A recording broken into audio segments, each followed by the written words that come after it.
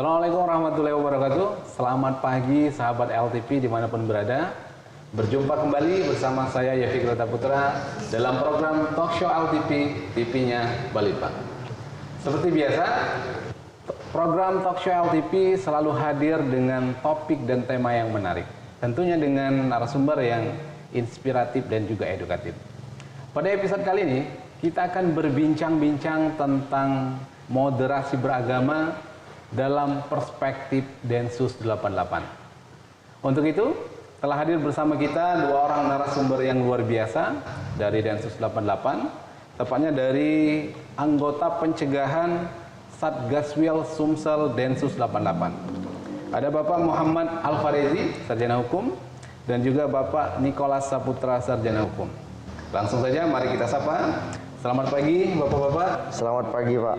Oke. Densus 88 ya, Pak ya? Betul. Siap.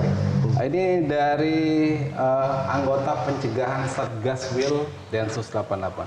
Kalau masyarakat awam itu Densus 88 itu taunya pemberantasan terorisme. Betul, Pak. Dan selama ini yang masyarakat tahu pemberantasan terorisme itu dengan senjata ya, konfrontasi dengan senjata. Boleh diceritakan sekilas bagaimana sepak terjang Densus 88, apa itu Densus 88, boleh disampaikan? Oke. Baik, terima kasih Pak. Selamat pagi pemirsa LTP. Jadi kami di sini dari Densus 88 Anti Teror Polri, langsung di bawah dari Mabes Polri tentunya. Tentunya dalam sebuah organisasi kita mengenal bahwa ada struktur. Struktur inilah kemudian terbentuknya tim cegah ini. Tim cegah sendiri ini terbagi di beberapa provinsi, khususnya juga ada di Sumatera Selatan. Dari kami pribadi, kami dari tim cegah Sumatera Selatan, di sini juga pendekatan. Jadi pendekatan ini kami sentuh secara langsung kepada masyarakat. Kemudian pendekatan ini juga kami menghimbau mengenai intoleransi, ekstremisme, terorisme, dan juga tindak radikalisme. Jadi mulai dari tahun 2022, jadi memang gencar dari Densus 88 untuk terjun langsung ke lapangan, sehingga kita menyuarakan paham-paham radikal ini agar bisa dikenal lebih awal lagi, sehingga pencegahan ini bisa lebih matang dan terjadinya kita menghambat terjadinya seperti ledakan bom dan juga tindakan-tindakan radikal seperti itu.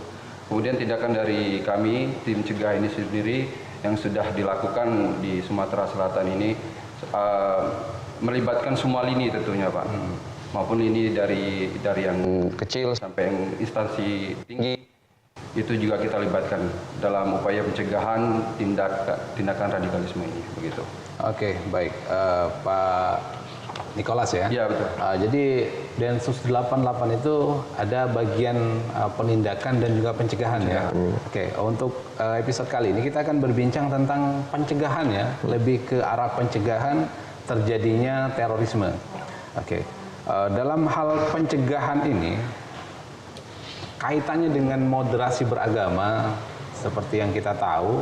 Moderasi beragama itu adalah untuk menyeimbangkan kehidupan masyarakat beragama ya. Betul. Agar tidak ekstrim kanan dan ekstrim kiri. Oke. Kalau ekstrim kanan itu yang lebih dominan ke arah terorisme. Oke. Selain dari mencegah, kaitannya dengan moderasi beragama, langkah-langkah strategis yang dilaksanakan oleh bagian pencegahan dari Satgaswil Densus 88 ini seperti apa? Oke, terima kasih Pak Gata. Sebelum saya menjawab, saya sedikit mengutip perkataan seorang sufi. Iya. Beliau berkata bahwasanya tidak ada perdamaian di atas dunia ini tanpa adanya perdamaian antar agama. Oke. Jalaluddin Rumi, mungkin Pak Gata tahu. Iya. Jadi beliau seorang sufi, seorang penyair segala macam. Nah itu yang salah satu secara pribadi menjadikan itu suatu kutipan yang memang relate untuk di zaman saat ini. Nah, jadi kita lagi balik ke topik peran Satgaswil Sumatera Selatan terkait pencegahan di wilayah Sumatera Selatan ini ya, banyak itu kita lakukan ya, mulai dari yang paling bawah ke masyarakat, kemudian ke RT, dari tingkat RT RW, kelurahan, kecamatan sampai ke dengan dinas-dinas tingkat provinsi pun itu kita udah lakukan koordinasi dan kita udah lakukan bahasanya sharing lah. Sharing. Terkait bahayanya dari IRET. Kalau kita itu IRET, Pak. IRET. Intoleransi, radikalisme, ekstremisme dan terorisme. Oh, oke, IRET ya. IRET. Jadi kalau kita singkat itu jadi IRET. Nah, kemudian langkah awal kita itu kita melihat dulu basis contoh di Sumatera Selatan ini kan ada sekitar 30-an ex-napiter, Pak. Nah, di situ. Kemudian yang masih dalam proses hukum ada kurang lebih hampir 11 hampir 12 lah yang masih di dalam. Jadi balik lagi ke topik bahwasanya peran dari moderasi beragama terkait strategi kami pencegahan ini sangat-sangat vital, Pak. Kenapa kami bilang begitu? Secara definisi, moderasi beragama ini kan kalau bahasa agamanya dia wasatiyah. Yeah. Dia di tengah-tengah. Di tengah-tengah. Dia di tengah-tengah. Nah, di sisi lain, terorisme ini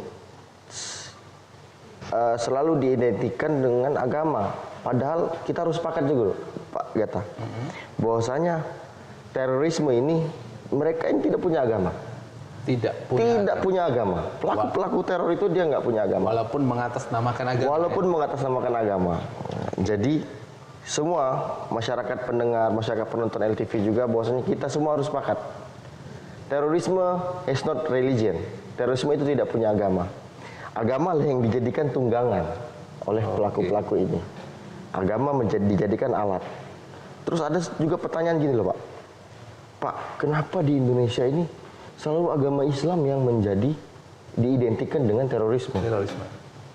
Harus kita garis bawahi bahwasanya mayoritas di Indonesia ini kan agamanya Islam. Kita kasih contoh di negara-negara luar lah, Pak. Contoh misalkan di India. Di India itu yang menjadi agama yang dijadikan kendaraan untuk melaksanakan aksi-aksi teror itu agama Hindu, Pak. Karena di sana mayoritasnya Hindu. Kemudian di Amerika itu agama Nasrani. Maksud kita itu kita jangan sampai terstigma bahwasanya agama Islam ini selalu diidentikan dengan terorisme. No, kita harus sepakat bahwasanya kelompok teroris ini dia hanya menunggangi itu agama untuk tujuan pemecah belah.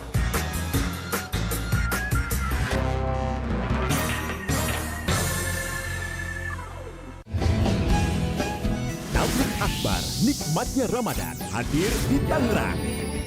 Berbagi nasihat kebaikan, Ustadz Amir Faisal.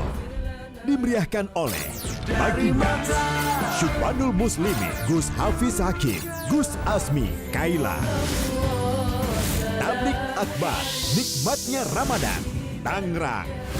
Malam ini pukul 8, hanya di iNews. Sempurnakan bulan sucimu dengan nikmatnya Ramadan. Karena sesuatu yang akan membahagiakan dunia dan akhirat adalah jangan tinggalkan Allah. Romantis itu membangun ketaatan bersama antara suami dan istri. Bersama Ustadz Wijayanto. Lain di hati, lain ucapan, lain perbuatan itu munafik. Saksikan kultum nikmatnya Ramadan setiap hari jelang berbuka di iNews.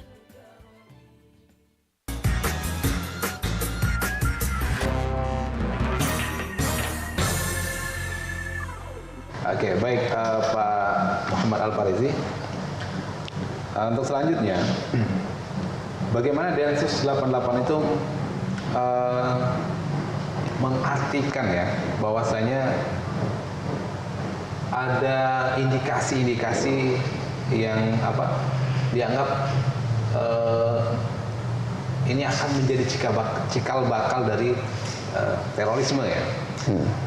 Jadi yang ingin kami tahu itu aktivitas-aktivitas di masyarakat ya berkaitan dengan hal keagamaan itu, ini sudah mengarah ke terorisme. Itu bentuk-bentuk nyatanya seperti apa itu, Pak Al-Farizi?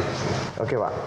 Kalau kita ini ada bahas mulai dari intoleransi dulu ya, Pak. Contoh. Iya, contoh nyatanya. Praktek intoleransi itu yang jelas yang pertama itu dia itu tidak menghargai atau tidak menghormati haknya orang lain. Oke. Itu yang pertama, Pak. Kemudian yang kedua, dia selalu mengganggu kebebasan orang lain. Freedomnya orang lain itu diganggu. Baik itu dalam keyakinan politik, dalam memilih suatu agama. Nah itu dia sudah mulai mengganggu nih. Dia udah mulai ada rasa kayak, aduh saya nggak suka nih. Cuma masih kesimpan di otaknya dia. Belum dia sampaikan lah. Itu contohnya, Pak. Kemudian juga kita lihat dia hanya mementingkan kelompok dia sendiri, Pak. Dari intoleransi ini. Dia merasa kelompok dia paling benar segala macam. Itu. Kemudian naik step selanjutnya itu ke radikalisme. Nah, contoh nyata dari radikalisme yaitu mereka itu sangat anti dengan yang namanya kebinekaan dan NKRI. Oke. Mereka itu anti perbedaan. Anti perbedaan. Mereka itu ya kita bilang yang sangat betul-betul membenci orang yang sangat berbeda dengan ya terutama perbedaan keyakinan. Berbeda keyakinan. Kemudian tidak mengakui yang namanya itu Pancasila. Itu, Pak. Sedangkan Pancasila ini kan menjadi tiang sebenarnya, Pak. Menjadi pilar pemersatu bangsa. Nah, ini saya sedikit keluar ya Bapak Niko dari pertanyaan ini. Saya sedikit menjelaskan terkait Pancasila ini, Pak. Sebenarnya, Pak, faktor utama kami juga kenapa ketika melakukan proses pencegahan itu betul-betul ya kami bilang efektif. Yang menjadi dasar kami yaitu 4 pilar kebangsaan tadi itu. Karena apa? Seyogyanya masyarakat Indonesia, founding father kita ketika membuat 4 pilar kebangsaan itu betul-betul relate dengan zaman saat ini, Pak. Ketika ada muncul indikasi mau adu domba segala macam, ingat kita punya 4 pilar kebangsaan loh, Pak. Itu yang sering kami pakai di lapangan. Yang pertama kami bilang Pancasila, kemudian Bhinneka Tunggal Ika, Undang-Undang Dasar 1945 dan NKRI.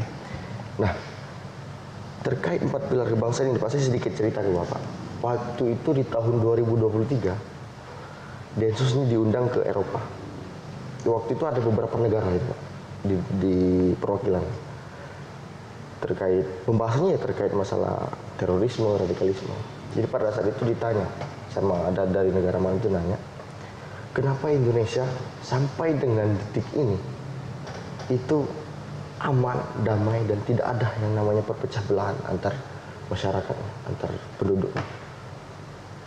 Ini yang menjadi apa ya bahasanya itu pertanyaan inti pada saat momen itu di Eropa ini, Pak. Nah, maksudnya tuh, jadi kami menjawab dan Yesus menjawab bahwasanya, Pak, we have 4 pilar kebangsaan. Orang langsung bertanya, apa itu 4 pilar kebangsaan? 4 pilar kebangsaan itulah, Pak, yang menyatukan kami. Ya kita beri contoh. Jadi ada pertanyaan itu pada saat dia nanya itu, Pak, contohnya di Timur Tengah saja yang cuma satu agama bisa terpecah.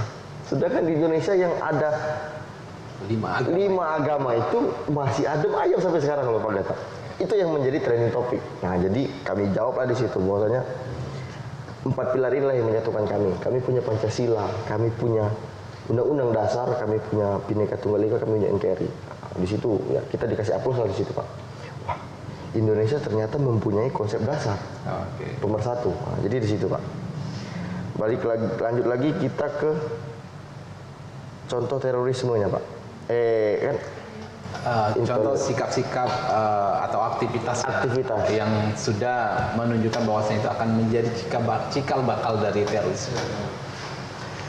Itu kan mengacu ke IRAD tadi ya. Betul. Intoleransi, radikalisme, ekstremisme dan terorisme. Jadi dari akarnya intoleransi dan akan berakhir menjadi terorisme.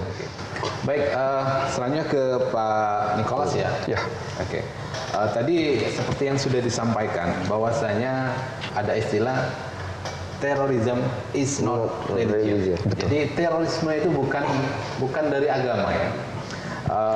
Jadi dalam hal ini Kementerian Agama kan sudah menggaungkan tentang konsep moderasi beragama. Tujuannya untuk menjadi salah satu pemersatu di antara perbedaan keyakinan bangsa Indonesia.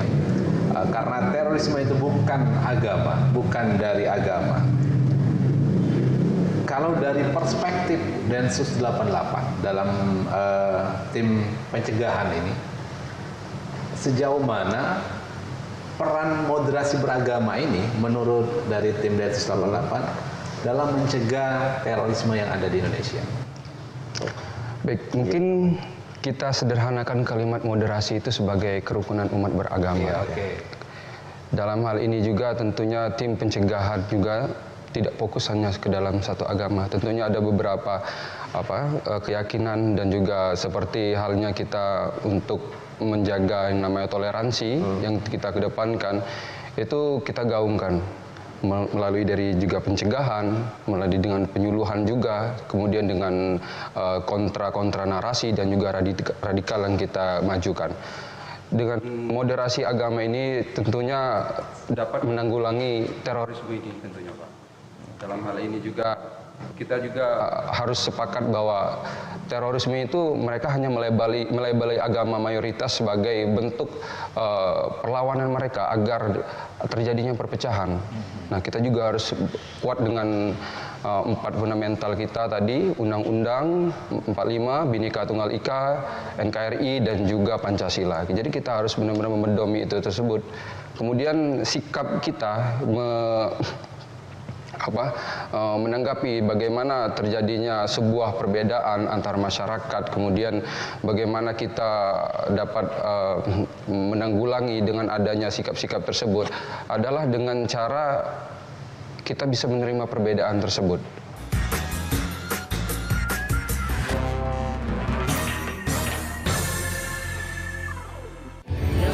Sempurnakan bulan sucimu dengan nikmatnya Ramadan. Jangan pernah kita berpikir hidup ini tidak ada cobaan. Seluruh amal kita itu dihitung dengan niat.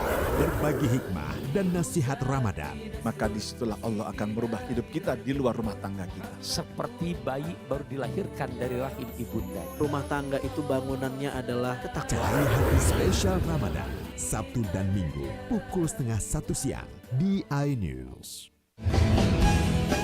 Tablik Akbar, nikmatnya Ramadan, hadir di Tangerang. Berbagi nasihat kebaikan, Ustadz Amir Faisal. Dimeriahkan oleh Baginda, Syubhanul Muslimin, Gus Hafiz Hakim, Gus Asmi, Kaila. Tablik Akbar, nikmatnya Ramadan, Tangerang. Malam ini, pukul 8, hanya di iNews.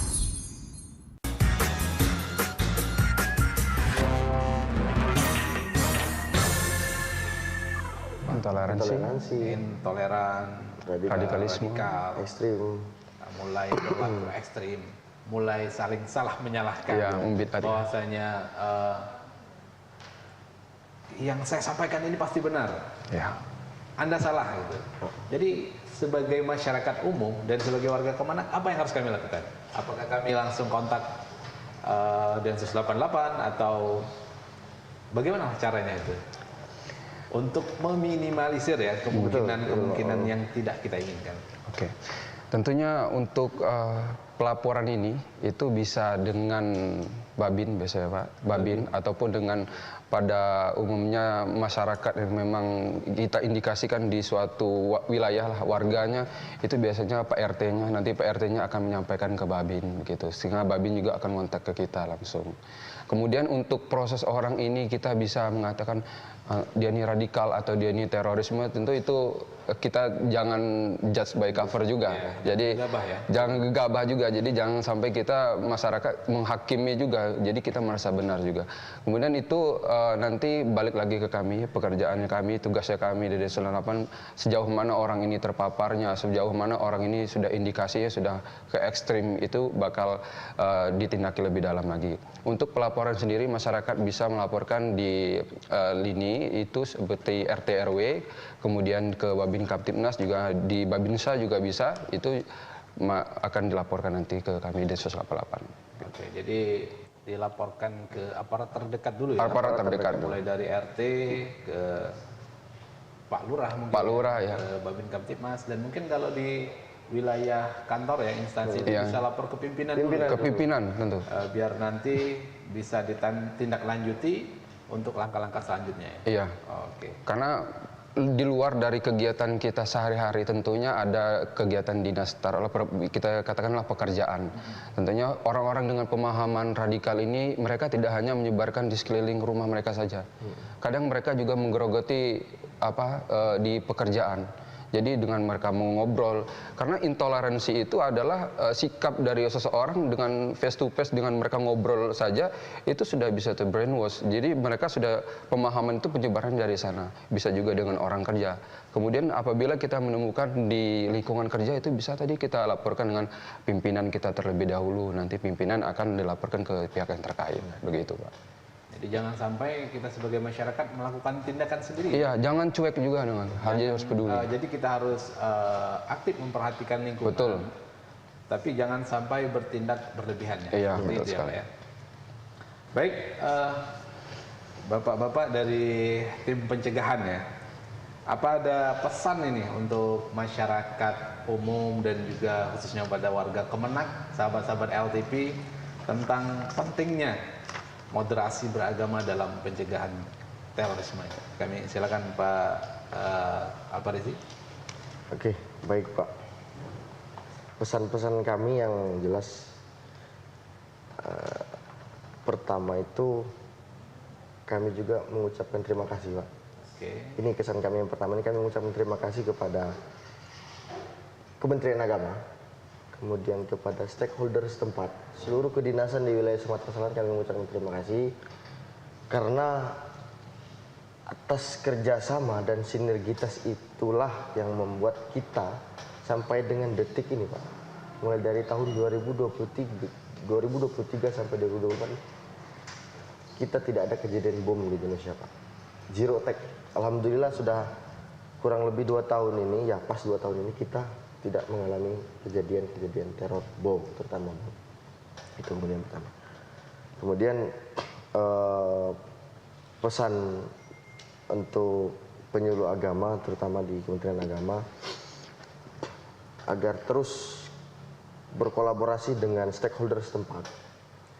Apapun Pak, ketika ada temuan atau ada suatu kegiatan sosialisasi ataupun kegiatan wawasan kebangsaan, kami juga mengharapkan dari penyuluh juga turut hadir dalam kegiatan tersebut. Dari Bapak Nicole, ada tambahan lagi Pak? Baik. Momen seperti ini kan di LTV tentunya dari Diklat juga sangat diacungi jempol, karena di era sekarang kita dapat menemukan informasi itu lebih mudah melalui YouTube. Kemudian kita juga berterima kasih dengan LTV juga dengan adanya kolaborasi ini juga dengan penyuluh agama. Tentunya kita harapkan nanti untuk mereka pendekatan langsung secara dengan masyarakat, tidak hanya agama Muslim, ada agama-agama lain juga. Kolaborasi kita antara Densus 88 kemudian juga Kemenak juga dapat berjalan dengan baik nantinya ke depannya. Saya mau mengutip dari seseorang peraih Nobel, yaitu Malala Yousafzai. Dengan senjata Anda dapat membunuh terorisme, dengan pendidikan Anda dapat membunuh terorisme. Dengan senjata Anda dapat membunuh teroris, dengan pendidikan Anda dapat membunuh terorisme. Jadi pentingnya nanti kita pencegahan, pendekatan kepada masyarakat, kolaborasi juga dengan penyuluh agama, mengedepankan yang namanya pemahaman tentang IRED, radikalisme dan terorisme ini agar bisa hilang dari akarnya juga. Begitu. Oke. Baik, sahabat LTP, kita sepertinya sudah sampai ke akhir perbincangan kita ya. Sangat menarik perbincangan tentang moderasi beragama dalam perspektif Densus 88. Dalam hal ini tentang pentingnya pencegahan ya daripada penindakan ya. Lebih baik mencegah daripada menindak ya. Oke, baik sahabat LTP, kita cukupkan perbincangan kita pada hari ini. Kita tutup dengan pantun. Oke, boleh. Ada pantun dari Densus nih. Silakan teman-teman dari Densus 88, ada statement akhir ya? Statement akhir ini. Oke, teman-teman LTV dan masyarakat Sumatera Selatan lebih tepatnya. sebelum menutup ini kami ada satu buah pantun. Jalan-jalan ke Sungai Musi, Cakep. pulangnya lewat Lemabang. Cakep. Cinta, damai, dan toleransi, itulah kulturnya Wong Palembang. Mungkin itu Pak Gata. Terima kasih. Baik, terima kasih Bapak Muhammad Al-Farizi, Sarjana Hukum, Bapak Nikolas Saputra, Sarjana Hukum. Terima kasih sudah meluangkan waktu dan menyempatkan untuk berkunjung ke studio LTP. Semoga perbincangan kita pada pagi hari ini bisa memberikan manfaat dan pemahaman kepada masyarakat luas tentang pentingnya moderasi beragama dalam pencegahan terorisme. Baik, sahabat LTP, kita akhiri perbincangan kita pada episode kali ini. Saya Yofi Putra beserta kru pamit undur diri. Sampai jumpa. Assalamualaikum warahmatullahi wabarakatuh. LTP, TV-nya Balitbang.